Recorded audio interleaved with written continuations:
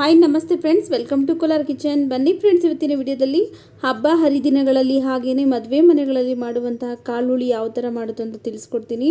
ಒಣಗಿರುವಂಥ ಅವರೆಕಾಳಿನಲ್ಲಿ ತುಂಬಾ ರುಚಿಯಾಗಿ ನಾವು ಕಾಳುಳಿನ ಮಾಡ್ಕೊಳ್ಬೋದು. ಇದು ಅನ್ನಕ್ಕೆ ಮುದ್ದೆಗಂತೂ ತುಂಬಾ ಟೇಸ್ಟಿಯಾಗಿರುತ್ತೆ. ಬನ್ನಿ ಇವಾಗ ಒಣ ಅವರೆಕಾಳಿನ ಹುಳಿ ಯಾವ ಥರ ಮಾಡೋದು ಅಂತ ನೋಡೋಣ ಬನ್ನಿ. ನೋಡಿ, ಇಲ್ಲಿ ನಾನು ಒಣಗಿರುವಂಥ ಅವರೆಕಾಳನ್ನು ನೀರಿಗೆ ಹಾಕಿ ಒಂದು ನೈಟ್ ಪೂರ್ತಿ ನೆನೆಸಿಟ್ಟಿದ್ದೀನಿ. ನೋಡಿ, ಈ ಥರ ಚೆನ್ನಾಗಿ ನೆಂದಿದೆ. ಇದು ಕಪ್ಪು ಕಲರ್ ಅವರೆಕಾಳು, ಅದಕ್ಕೆ ಈ ಥರ ಇದೆ. ಇದರಲ್ಲಿ ವೈಟ್ ಕಲರ್ ಅವರೆಕಾಳು ಬರುತ್ತೆ. ನೀವು ಯಾವುದನ್ನು ಬೇಕಾದರೂ ಬಳಸ್ಕೊಳ್ಬೋದು. ತುಂಬಾ ಟೇಸ್ಟಿಯಾಗಿರುತ್ತೆ ಎರಡು ಸಹ. ನೋಡಿ, ಇವಾಗ ಒಂದು ಕುಕ್ಕರ್ಗೆ ನೆನೆಸಿರುವಂಥ ಅವರೆಕಾಳನ್ನು ಹಾಕೋತಾ ಇದ್ದೀನಿ.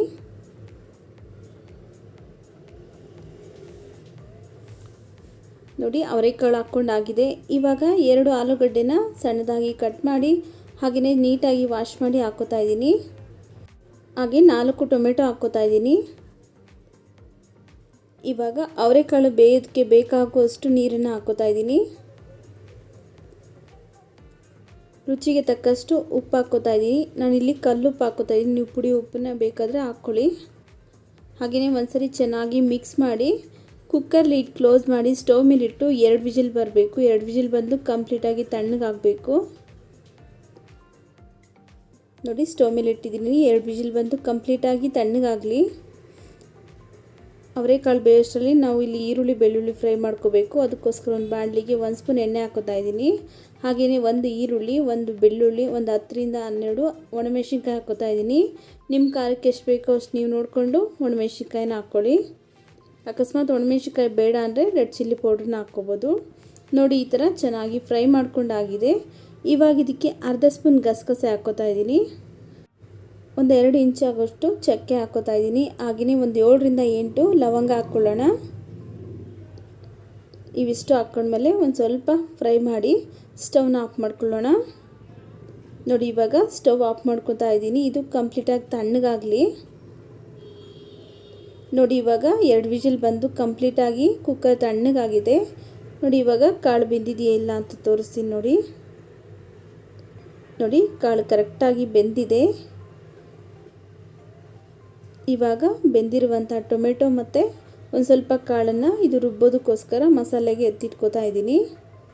ನೋಡ್ಕೊಳ್ಳಿ, ನಿಮ್ಗೆ ಎಷ್ಟು ಬೇಕೋ ಅಷ್ಟು ಸಾಂಬಾರು ನೋಡಿಕೊಂಡು ಸ್ವಲ್ಪ ಕಾಳನ್ನು ಹಾಕ್ಕೊಳ್ಳಿ.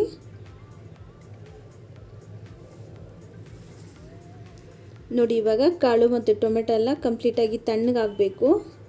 ನೋಡಿ, ಇವಾಗ ಅದೇ ಕುಕ್ಕರ್ನೇ ಸ್ಟವ್ ಮೇಲೆ ಇಟ್ಟು ನೋಡಿ, ಇಲ್ಲಿ 2 ಬದನೆಕಾಯಿನ ಹಚ್ಚಿ ನೀರಲ್ಲಿ ಹಾಕಿಟ್ಟಿದ್ದೀನಿ. ಇವಾಗ ಬದನೆಕಾಯಿನ ಕುಕ್ಕರ್ಗೆ ಹಾಕೋತಾ ಇದ್ದೀನಿ.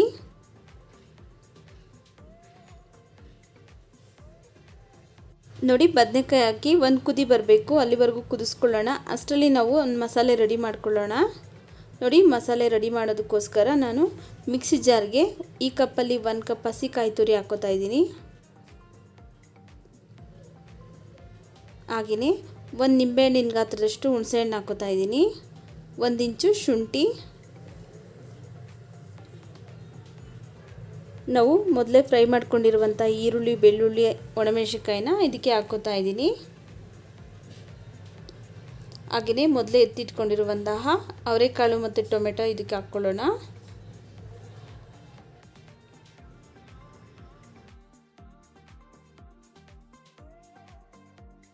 ನಂತರ 1/4 ಟೀ ಸ್ಪೂನ್ ಅರಿಶಿನ, ಹಾಗೆಯೇ ಒಂದು 3 ಸ್ಪೂನ್ ಆಗುವಷ್ಟು ಧನಿಯಾ ಪೌಡ್ರ್ ಹಾಕ್ಕೋತಾ ಇದ್ದೀನಿ. ಒಂದು ಸ್ವಲ್ಪ ಪುದೀನ ಸೊಪ್ಪು, ಸ್ವಲ್ಪ ಕೊತ್ತಂಬರಿ ಸೊಪ್ಪು, ಹಾಗೆಯೇ ಒಂದು ಸ್ವಲ್ಪ ನೀರು ಹಾಕಿ ನುಣ್ಣಗೆ ರುಬ್ಕೊಂಬರ್ತೀನಿ.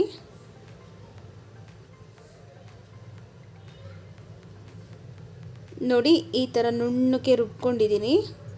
ಇವಾಗ ಮಸಾಲೆ ರೆಡಿ ಆಗಿದೆ. ನೋಡಿ, ಬದನೆಕಾಯಿನ ಕುದಿಯೋದಕ್ಕೆ ಇಟ್ಟಿದ್ದೆ. ನೋಡಿ, ಬದನೆಕಾಯಿ ಒಂದು ಅರ್ಧ ಬೆಂದಿದೆ ಅಷ್ಟೇ. ಅರ್ಧ ಬೆಂದ ನಂತರ ಇವಾಗ ಇದಕ್ಕೆ ಮಸಾಲೆ ಹಾಕ್ಕೋಬೇಕು. ಮಸಾಲೆ ಕುದಿಯೋಷ್ಟರಲ್ಲಿ ಬದನೆಕಾಯಿ ಚೆನ್ನಾಗಿ ಬೆಂದುಬಿಡುತ್ತೆ.